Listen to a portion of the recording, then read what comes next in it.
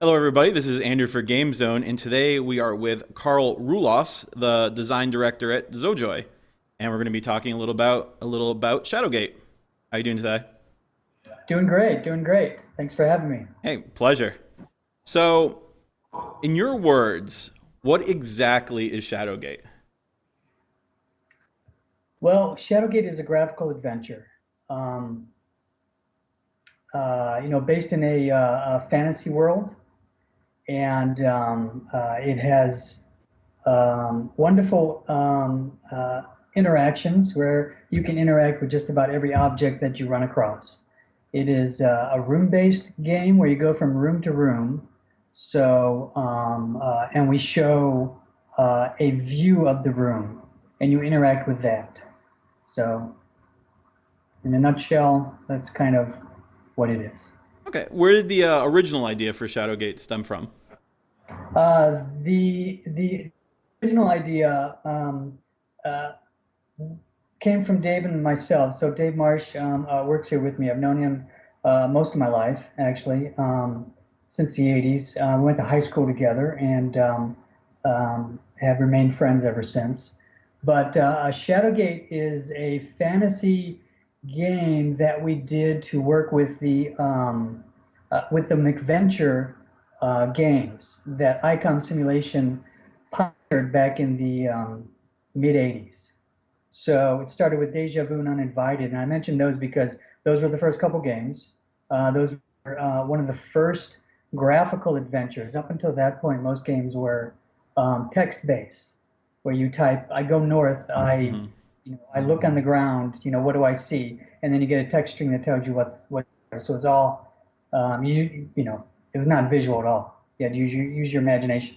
So um, we did Shadowgate because the game set we were coming up with Icon Simulations needed a different type of genre, and we said let's go for swords and sorcery.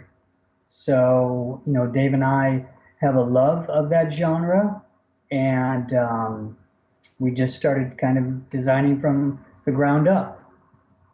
Very cool. So, if you guys kind of like were the groundbreakers, kind of for this, I guess this genre of a video game. What were your inspirations, like other games that brought kind of like you want making you want to do this?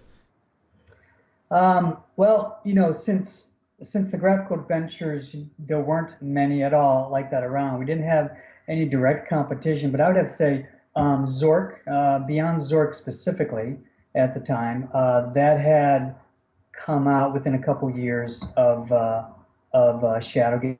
Maybe the same year. But there were a number of other Zorks, and that's just a text adventure.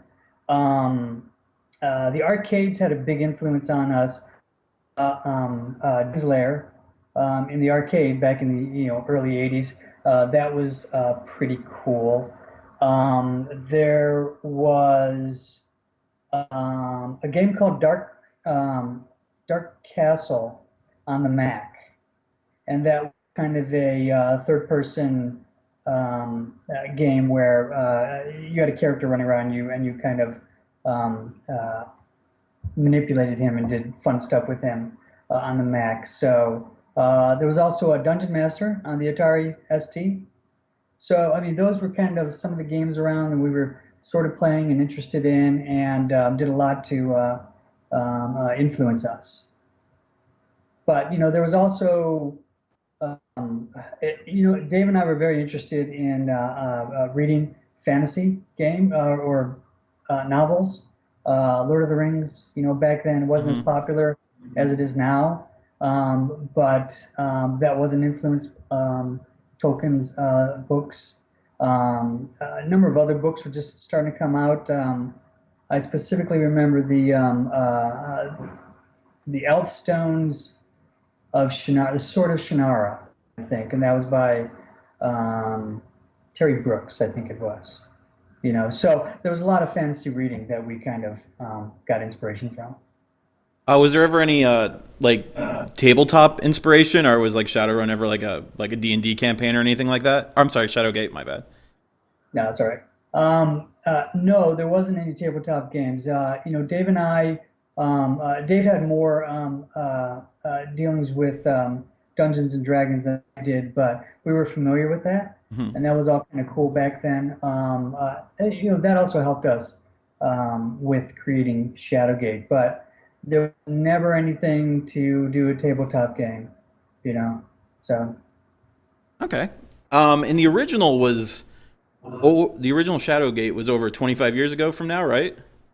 yes.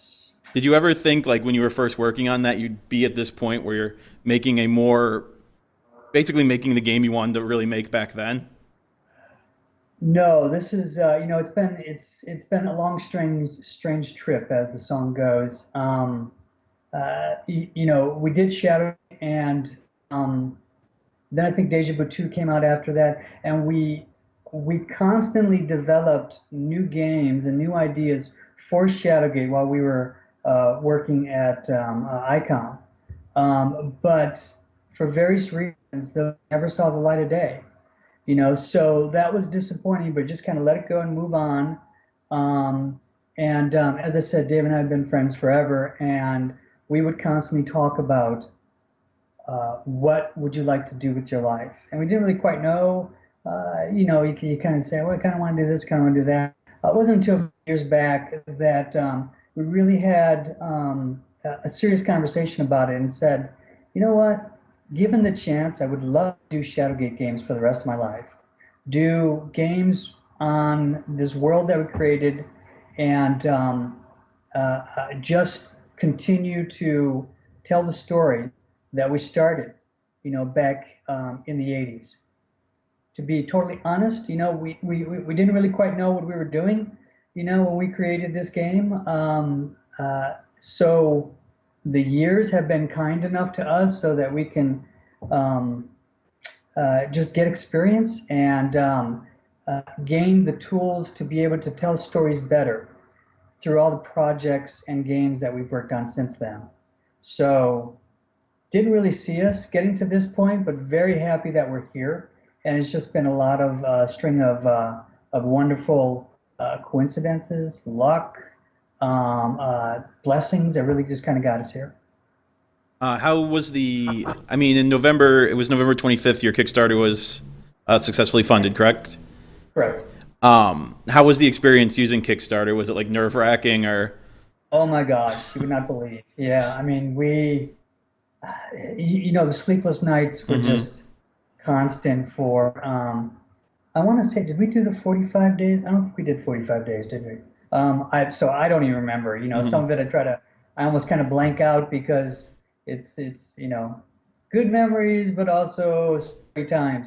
So, we were funded. We got $137,000, which was, I guess, 17 above what we asked for. We asked for 120. And we've got like, it was 3,400 people that pledged to help and support us.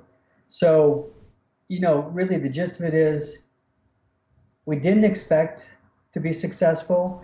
We hoped we would. Hmm. We thought we would, to a certain degree, but we just didn't know if the word would get out to all the fans that we've had over the years. Because, there's a lot of people that say Shadowgate has, I don't want to say impacted their lives, but it was part of their lives as they were growing up.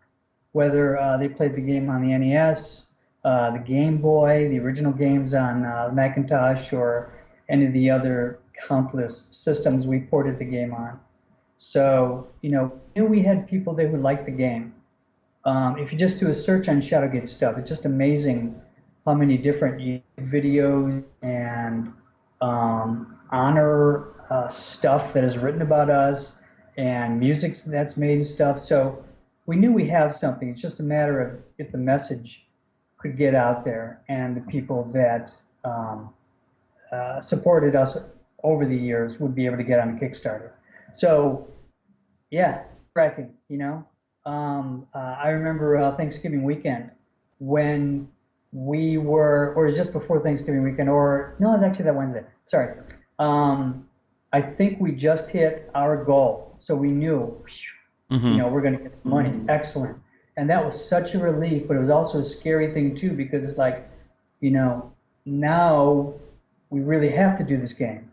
I don't say that to say, that we didn't want to, but, it just became reality then, so, really hectic, scary, lost a lot of sleep. People ask, would you do that again on Kickstarter? And, maybe, I don't know.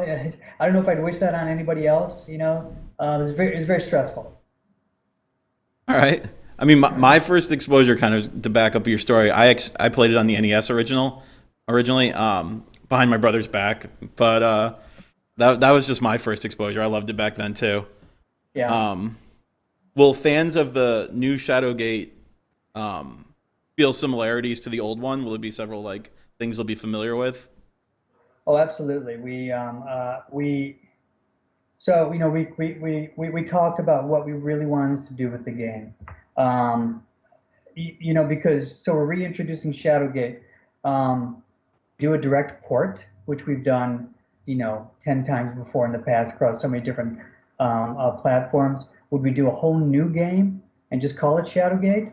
But really, what it came down to is it's kind of a bit of both. So we basically wanted, we came up with the term reimagined. Okay, so Shadowgate has been reimagined. And by that, basically, we took the original game. It has the same storyline, but because we've experienced so much and learned so much, we were able to tell the story better, add a rich backstory, answer some of the questions that made no sense or we just didn't answer at all, in the original game. Because, there you go from one puzzle to the next, and it was kind of like, what? I mean, the connection is it's a disconnect because it just didn't really quite make sense. But what we really wanted to do was to redo Shadowgate and have it make sense within the world. So we redid a lot of puzzles. We redid them in a way, though, that they may be set up differently and look slightly different, but they're similar. So so the puzzles, there should be a lot of similarity. The layout of the castle is very similar to the original game, and we just approached it so that the fans would be able to get a kick out of the old stuff that's either revamped or teased, because there are some things that we decided we're not going to do it in the game. We're just going to not do this one. It just doesn't really fit in in the way that the experience is going. So, however, we still wanted to mention it, or at least do some type of homage to it somewhere in the game, so that people would really get a kick out of that. But the game is all updated. Mm-hmm. It's a newfangled game. We've got achievements which we've never done before. Where we added some new features, which really helps with the game. It's not just throwing more stuff on it to make it look better. So it's a bit. Get back to your original question, where just took the original game and added and tweaked and modified it to make a reimagined world that we think just works so much more cohesively. The story we tell is a lot stronger, and there's a reason for stuff in the castle. You open the door and the dragon's blocking away. In the original game, why is that? Well, I don't know, just because we threw it in there. And it's cool. Now the dragon's in there for a reason. And we talk about it, and you get the idea. That this is a real place rather than a series of rooms connected. So. Do you still have the Sphinx? I loved his riddles in the old one. Well, the Sphinx, so it's a good example of how we kind of turned the game a little bit on its ear. So you do get to answer riddles. You do get asked riddles, and you do get to answer them. However, he's not a Sphinx anymore. So he's something slightly different that's imprisoned in this room. Okay. Okay. And, he's a powerful being that asks you riddles, and he'll grant you some things if you answer them correctly. So it's one of those things where, so we like the puzzle, or we like the concept of it, but it doesn't really fit going all of a sudden coming to this room with this Sphinx or something thing, and then you kind of walk by them and go upstairs, you know. So it's in the game, but it's been totally, you know, revamped, but very familiar to Okay. people. So yeah. Very cool. You spoke briefly earlier about the music, and like even to this day, when I hear like the entryway, like main theme of like the NES version, like it just nostalgic, Yeah. just brings me right back. Are you still gonna have that? I heard in the Kickstarter was like a variation of that for the newer Yes. game. Is it Yeah. So, you know, Rich Douglas is our sound guy on this. Just done a wonderful job for us, and he was inspired by the NES by Hiroki Masuno, and he took elements and thematic parts from the original and incorporated that into his new orchestration. So we totally pay tribute to that. So you'll get that. You'll definitely get that. And we've done a couple of other things with this game. We actually got permission to use the original NES version of the music. awesome? So if you have the stomach for it, you can turn on the NES mode and have that music playing in the background while you're going through these rooms. Awesome. So so hopefully that'll be kind of you know, something people get a kick out of. Um, you know, the other thing we did with the sound, which is kind of cool, is we have multiple tracks for each of the music, and we actually do dynamic audio while you're playing the game. By that, I mean that as you come across puzzles and as you progress in a room or throughout the castle, we'll add some more tracks to a certain song so that you'll get a little bit more intensity No. while you're playing the game, or vice versa. We'll remove the intensity if tense issue, like a creature appearing. Creature appears, you have to deal with it. It's in your way, and the music ramps up and it gets very intense. Then when you deal with it, it goes away. The music will go back down again. You know, so that's just kind of a cool thing Yeah, it's that very cool.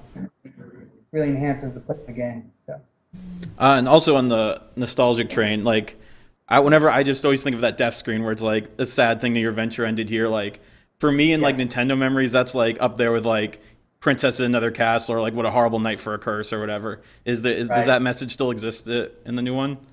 Oh, absolutely, absolutely. Good. We totally have embraced a lot of that stuff that went on with Shadowgate. That particular term, you know, it's interesting. I was just talking with Dave a little bit about it this morning. Um, uh, so that wasn't necessarily written by us, so to speak.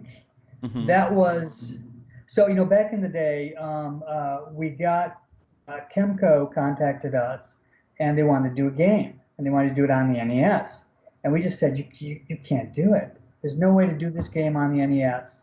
There's just no way to make that work. I don't remember all the reasons why, but we just had the feeling that you just couldn't do it. But we gave them, you know, the rights to do that, so they did, and the phrase "It's a sad thing your adventure ended here." Basically, what they did was they took the text of Shadowgate and they translated it into Japanese. Then they were successful in Japan, so they wanted to do an English version of it. So what did they do? They took the Japanese that they just translated and they translated it back to English. And we had all these really strange, you know, way that they would say things.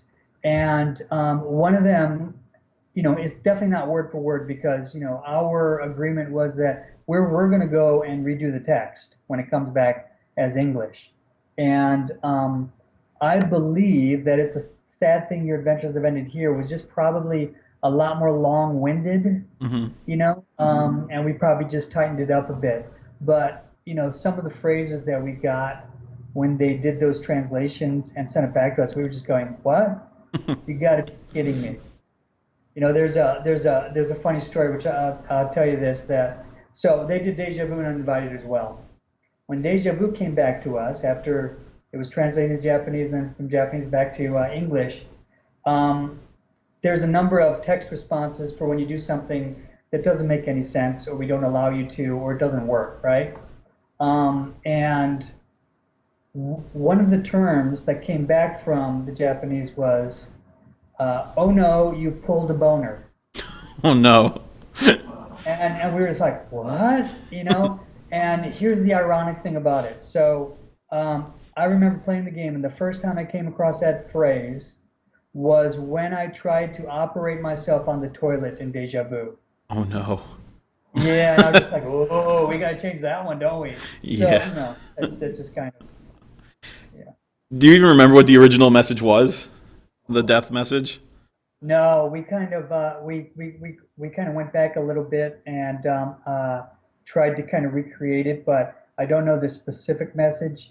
There was a bunch of text where we just kind of sarcastically say or overly dramatic say you're just not going to win the game now, and it was probably one of those texts, Hmm. and you know just kind of one of those happy accidents that just kind of happened. That's awesome. Yeah. On your Kickstarter page, I saw like for stretch goals, you had like things like the Catacombs or the experience. Do you have any plans, like maybe in the future, maybe as like DLC or something, still working and releasing those? Or the Kickstarter actually got a couple of stretch goals. So we did the towers, which was expanding the castle, and we included Lackmir's Tower in the game. And During the campaign, we ended up throwing in the side quest for the Black Axe. We did add those things. In terms of the catacombs, as we were redoing the game, you have this grand idea to redo the game, and we're going to do this Kickstarter, and it's great and stuff like that. We didn't have it all designed out yet because you don't know if you're going to really be successful mhm. and stuff. And we had some ideas of a couple things we wanted to change, but it wasn't until we were successfully funded that we really went through and really redesigned and reimagined the parts of it. So as we were doing it, we just said, there's just parts of the catacomb stuff that we really wanted to do that we want to kind of get in the game. So we have small bits of what we anticipated for the catacomb stretch goal in the game right now. The experience stuff, that later one, we only did so much because um, uh, it just requires more time and money, to do that.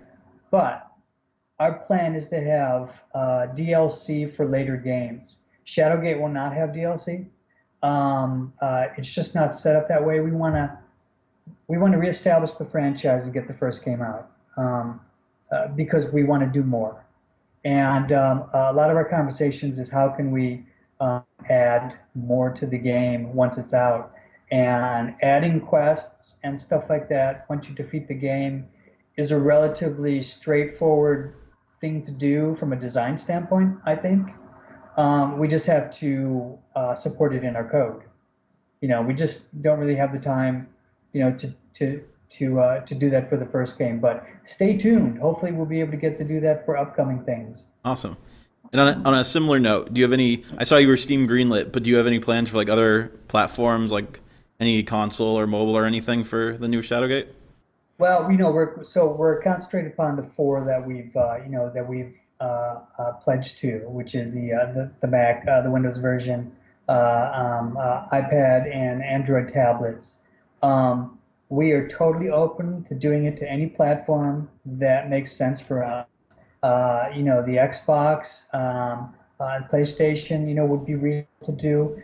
We're just concentrated upon those first things first, Hmm. and then we're going to have to do some localization, and then we can start really kind of looking at other consoles. But the opportunity comes and it makes sense, then we definitely have plans to do that. Just don't know what it's going to be yet. And is there a possibility for, say, like a future Shadowgate? Like I know this is like a reimaging of the original, but is there like a two or something you'd like to possibly do in the future? Sure. So we've already sketched out a story arc for two more games. Okay. And this is based upon some of the stuff that we did back in the 80s and early 90s, some of that Shadowgate stuff that I said was never released. We want to do Beyond Shadowgate, which is a different tale in the same land that revolves around the Warlock Lord again, but not Jer, a different character. And then we want to go, another 100 or so years in the future and tell a later generational story that has to deal with the rising of the Warlock Lord again. So, and that one is called Shadowgate Rising. So ideally, fingers crossed, Yeah. get to do these other games as well. So yes, we do plan for that. Very cool. That's all I got. Is there anything else you want to say to your fans or anyone else? Um, you know, uh, we're just really excited that everybody has support, and we hope we've done the license well, the product well. We treat it seriously, but with our tongue firmly in cheek because that's the type of game it is. We've added enough new stuff feature-wise to make the game hopefully updated for this generation, but we've also fully embraced the command system of the original game because as a retro gaming experience, that's not broken. I mean, the interactions of objects and using the commands on objects, we think work.